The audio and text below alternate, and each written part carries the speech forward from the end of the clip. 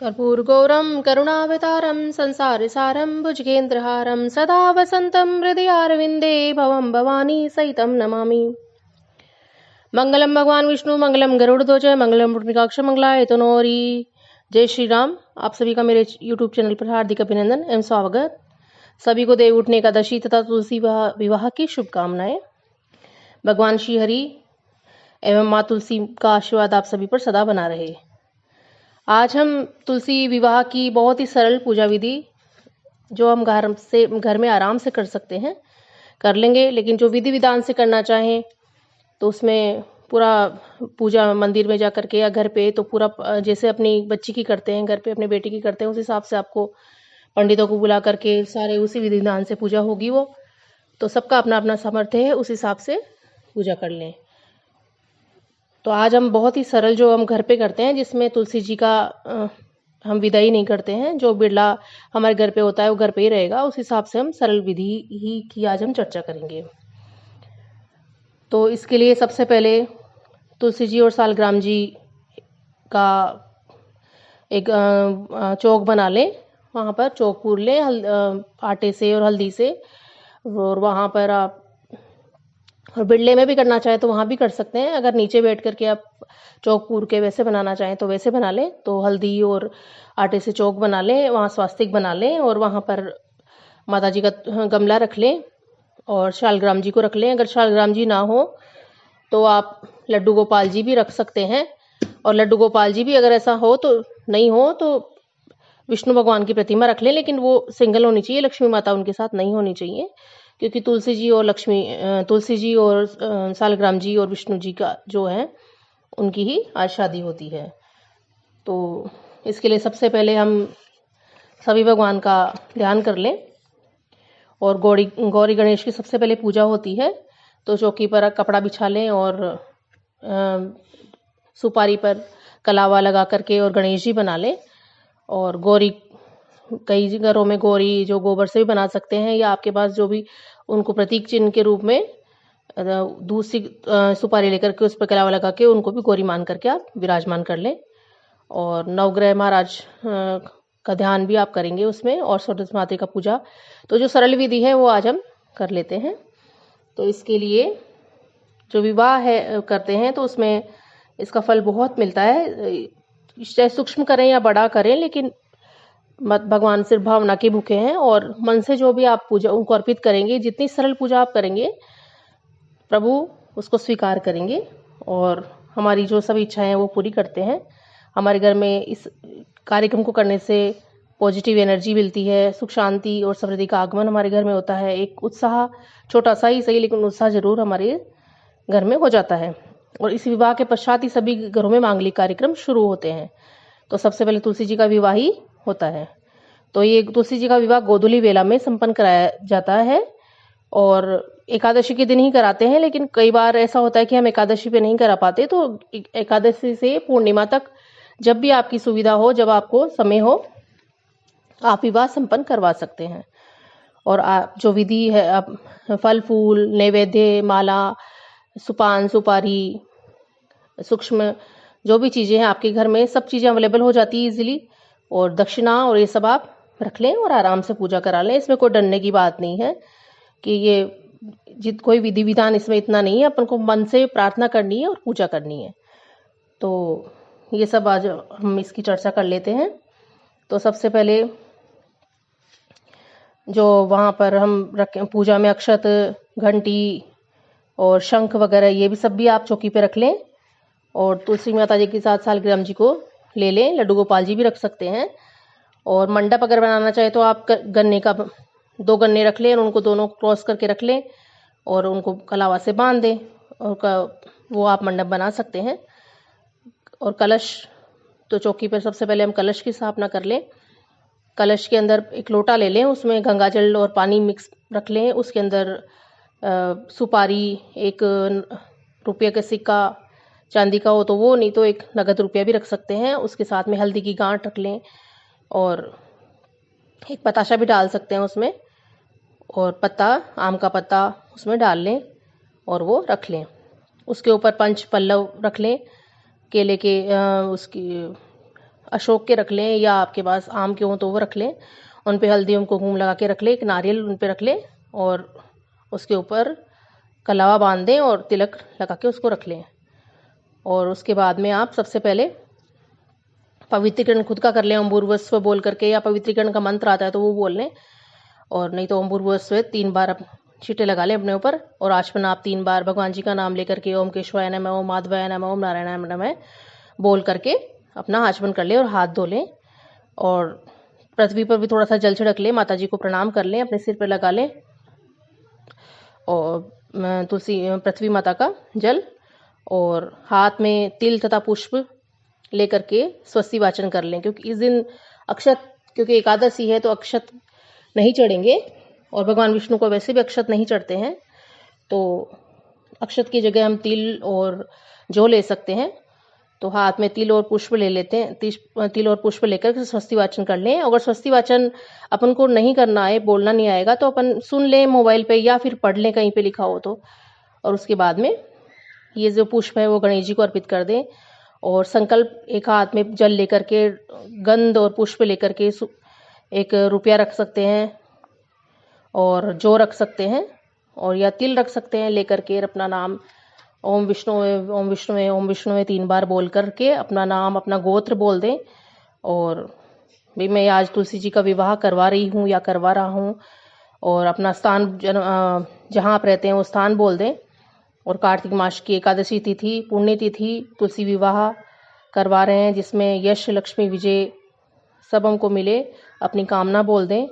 और हमारे जो भी, जितने भी हमारे जन्म के साथ, जन्म की जो पाप हैं, कायिक, वाचिक और मानसिक, जो भी हमसे पाप हुआ है जाने अनजाने, वो सबका शमन भगवान करे विष्णु। और तुलसी विवाह का जो संपन्न कराने का पूरा फल हमको प्राप्त हो, और हमारे घर में भगवान प्रभु गौरी गणेश और भगवान विष्णु, लक्ष्मी, नवग्रह, षोडश मातृका, सब भगवान विष्णु, माँ लक्ष्मी, माँ तुलसी, हमारे घर में भगवान विष्णु और तुलसी जी का सदा वास हो, लक्ष्मी जी का सदा वास हो। और अपना सब मंत्र, अपनी प्रार्थना करके इस जल को नीचे छिड़क दें। जल को ये जो हाथ में लेकर के जल को नीचे छिड़क दें, और मंगलकर्ता गणेश जी को प्रार्थना कर लें कि कोई भी विघ्न नहीं आए जो हम पूजा कर रहे हैं उसमें। और बाद में दीप जला लें आप वहीं पे, और गौरी गणेश जी की पूजा कर लें। उनको लेकर के पुष्प, धूप, दीप ये सब उनको पहले तो अर्घ्य दे दें, और उसके बाद में उनको स्नान करा लें पानी से। ओम गण गणेश बोल करके, ओम जय गौरी माता बोल करके उनको स्नान छींटे लगा दें पानी के। फिर उन पे जैसे हम करते हैं कलावा चढ़ा दें वस्त्र रूप में। उसके बाद में गणेश जी को आप चाहें तो जनेऊ चढ़ा लें, उस पर जनेऊ पर थोड़ी सी हल्दी लगा करके वो चढ़ा दें। गौरी जी को भी हल्दी और कुमकुम चढ़ा लें, पुष्प चढ़ा लें उनके ऊपर। और उसके बाद में हम षोडश मातृका की पूजा कर लें। वहाँ पे षोडश मातृका के नाम से आप ऐसे ही पूजा कर लें कि षोडश मातृका भी हमारी पूजा स्वीकार करें, नवग्रह भी हमारी पूजा स्वीकार करें, और सबको पुष्प चढ़ा दें, वही धूप दीप सबको दिखा दें, सबको हल्दी चंदन चढ़ा दें, गंध अक्षत ये सब चढ़ा करके पूजा कर लें। और प्रसाद जो भी आप, आज 11 है तो आज इस दिन कई लोग नहीं चढ़ाते हैं अपना जो अन्न है उसका, तो आप दक्षिणा, फल रख लें, आपके घर में जो भी अवेलेबल हो, जो भी आप बनाना चाहें वो बना लें, और शाकाहारी आइटम जो भी बनाना चाहें। और नहीं तो आप गुड़ रख लें, और जो आप लाएं पेड़े, मेवा, जो भी आपके घर में इजीली अवेलेबल हो रख लें, और प्रसाद आप लगा लें। ऋतुफल आप रख लें, उसके साथ में आप रख लें, और दक्षिणा आप जरूर चढ़ा दें।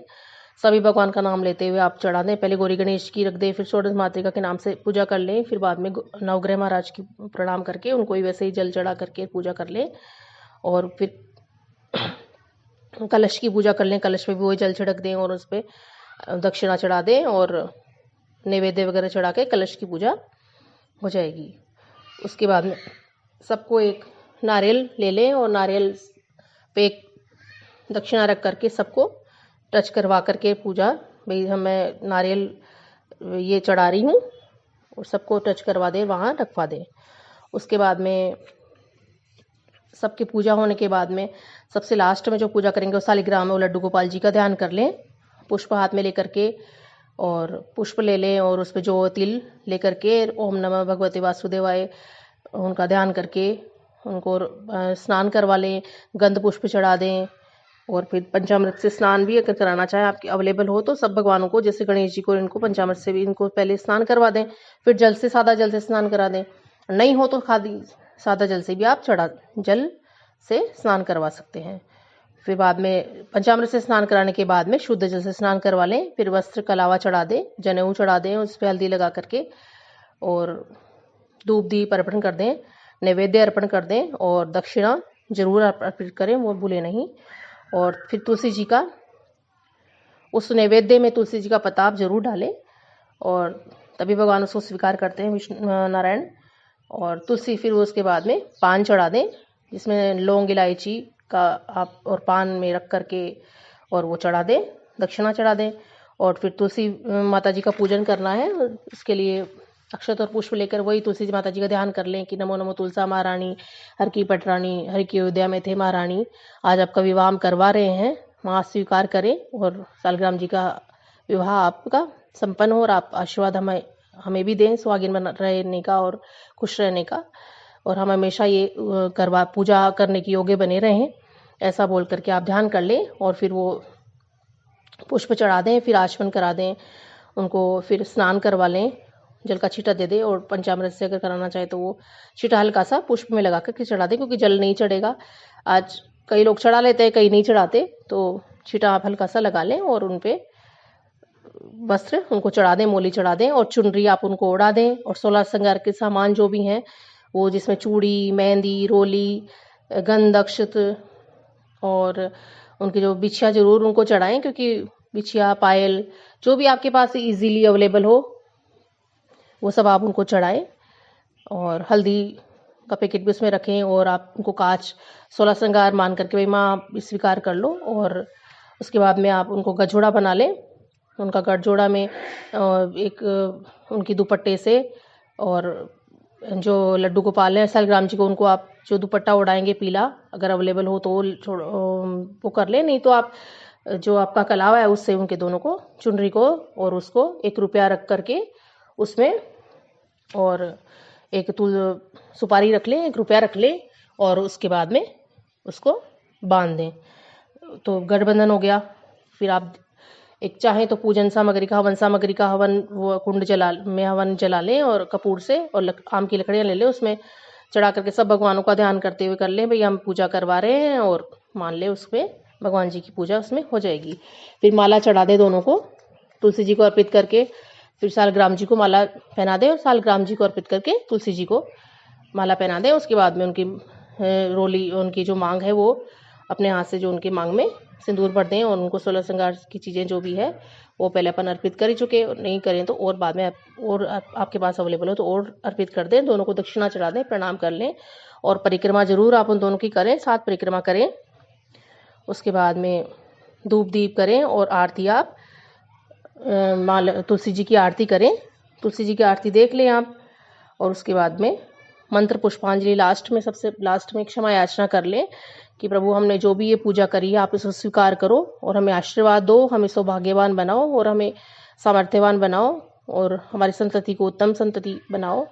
और अपनी जो भी आपकी कामनाएं बोल दें उनको तुलसी जी के कान में, आप तुलसी जी के पास जाके धीरे से उनको बोल दें कि माँ मेरी ये प्रार्थना जरूर स्वीकार करें, और मेरे से जो भी गलती हो, अगर कोई गलती रह गई हो तो मेरी पूजा को पूर्ण करें। गणेश जी का नाम ले लें कि गणेश जी महाराज कोई भी मेरी पूजा में विघ्न, कोई परेशानी, अगर कोई किसी बात की गलती हो गई हो तो मेरी पूजा को स्वीकार करें, और विवाह जो मैंने विधि कराई उसका पूर्ण फल मुझे प्राप्त हो, और तुलसी माता और सालग्राम जी का आशीर्वाद हमेशा मिलता रहे और मांगलिक कार्य में हमेशा करवाते रहूं या करवाता रहूं। और ऐसे करके आप प्रदक्षिणा दे लें, अपनी प्रार्थना कर लें। पुष्पांजलि लास्ट में आप पुष्प लेकर के और अपनी कामना बोल करके, क्षमा याचना करके, और ये आप लास्ट में भगवान जी को चढ़ा दें और फिर आरती कर लें कपूर और दिए डाल करके, और 5 दिए आप जला लें या 11 दिए जितने भी आप जलाना चाहें जला लें और आरती कर लें और उनको आशीर्वाद ले लें। इस तरह से विवाह विधि जो है दक्षिणा चढ़ा दें और विवाह विधि संपन्न हो गई ये बोल करके, और सबको प्रणाम कर लें, सबको भी सब देवता जो भी पधारे अपने अपने स्थान पे जाएं और गौरी लक्ष्मी गणेश हमारे घर पे हमेशा, लक्ष्मी नारायण हमेशा घर पे निवास करें, माँ तुलसी हमारे हमारे घर में हमेशा निवास करे और हमें आशीर्वाद देती रहे। ये बोल करके आप अपना पूजा संपन्न कर सकते हैं। लास्ट में अब यही कहेंगे कि अगर मेरा ये प्रयास आपको अच्छा लगा है तो मेरे चैनल को सब्सक्राइब करें, लाइक करें और बेल आइकन को जो है दबाना ना भूलें, जिससे मेरा जो भी नया वीडियो मैं डालूं वो आपको मिल जाए। माता पिता का ध्यान रखें, उनका आशीर्वाद प्राप्त करते रहें हमेशा।